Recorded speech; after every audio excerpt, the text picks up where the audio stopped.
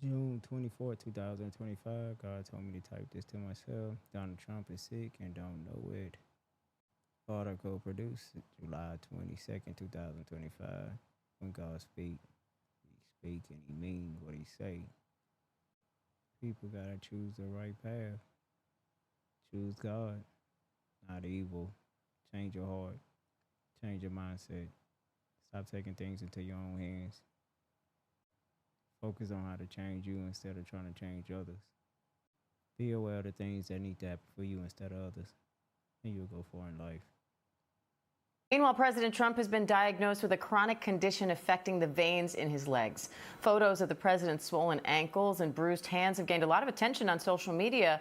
Now the White House says he has chronic venous insufficiency, a condition where veins have trouble moving blood back to the heart. ABC News medical contributor Dr. Lok Patel is here with more on this. So, Dr. Patel, obviously you don't treat the president, but can you just explain more about what chronic venous insufficiency is and what the symptoms are?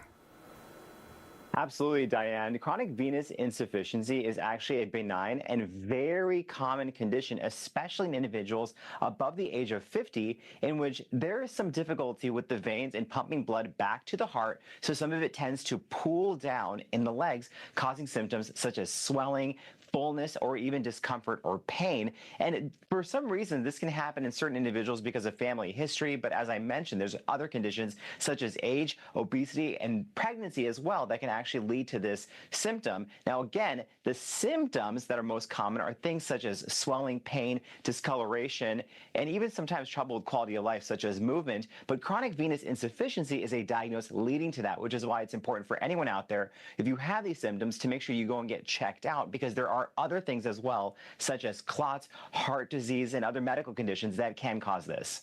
So if people notice these symptoms, what do you do? And then if you get diagnosed, how do you treat it?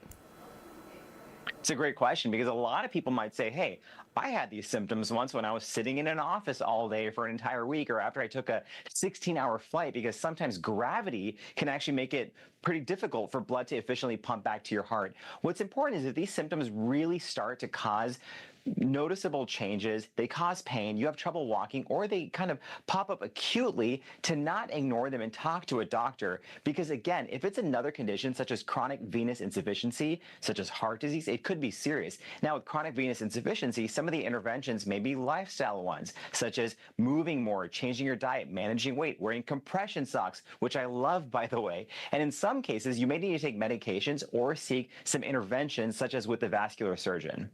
And then the president's physician also attributed